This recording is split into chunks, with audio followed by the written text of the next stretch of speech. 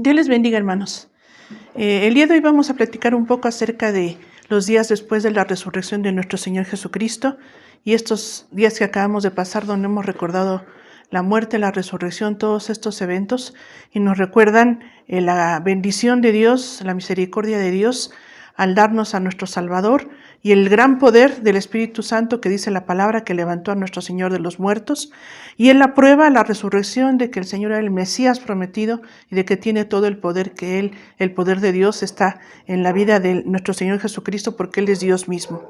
Después de que Él resucitó y que se apareció, dice la palabra del Señor, dicen los evangelios, que apareció primeramente a las mujeres, a María Magdalena y otras mujeres que fueron al sepulcro, apareció a los discípulos ese día y en diferentes ocasiones. Y dice la primera carta del apóstol Pablo a los Corintios en capítulo 15 que apareció también varios días y apareció a más de 500 personas a la vez, más de 500 hermanos. Y ellos fueron testigos de la resurrección y cuando vemos que se empieza a predicar la palabra del Señor en el libro de los Hechos, ellos defienden entonces este hecho de la resurrección porque nuestro Señor Jesucristo vive. Y en el Evangelio de Lucas capítulo 24, Lucas 24, versículos 13 al 35, vemos aquí un evento donde el Señor Jesucristo aparece a dos de los discípulos. Dice este pasaje que ellos iban caminando hacia una aldea que se llamaba Emaús. Dice que eran dos, uno de ellos sí dice que el nombre de él, que se llamaba Cleofas, y ellos platicaban de lo que había acontecido. El Señor Jesucristo se acerca a ellos en el camino, escucha la plática y les pregunta de qué están hablando. Y contesta Cleofas, ¿no estás enterado de todo lo que ha acontecido estos días? Y le empieza a hablar que el Señor Jesús como un profeta y les habla de todo lo que había pasado.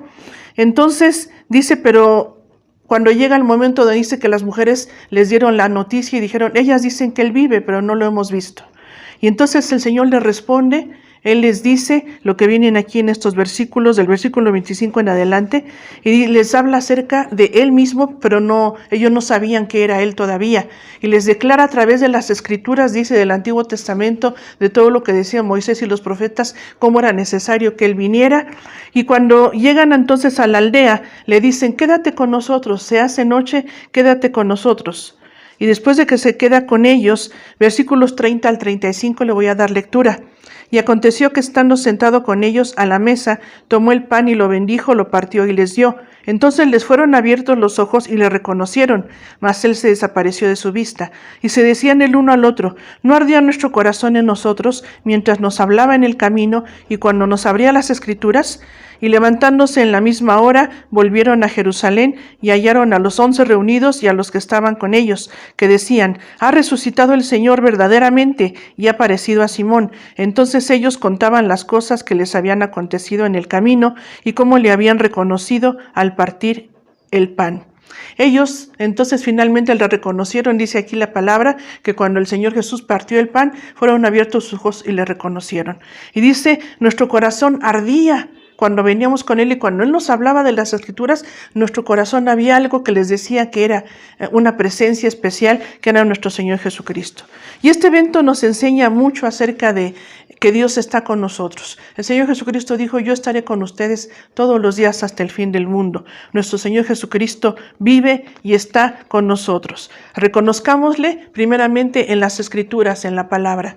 Cuando vemos todo lo que Dios reveló desde el principio de la Escritura y todo lo que habla, todo refiere a ese momento, a nuestro Señor Jesucristo, a su vida, a su muerte, su resurrección, a todo lo que nos da a través de esa muerte, de ese sacrificio, nos da el perdón de pecados, la vida. Entonces reconozcámosle y con lo que el Espíritu Santo obra en nuestro corazón, que el Espíritu de Dios nos ayuda a discernir siempre toda la bondad, la misericordia, el actuar de Dios en nuestro corazón. Como dijeron los discípulos, que nuestro corazón también arda cuando nosotros busquemos al Señor y cuando lo busquemos en su palabra. Dios está con nosotros. El Señor Jesucristo vive y está en nuestro corazón todos los días, en todo momento. Que Dios les bendiga.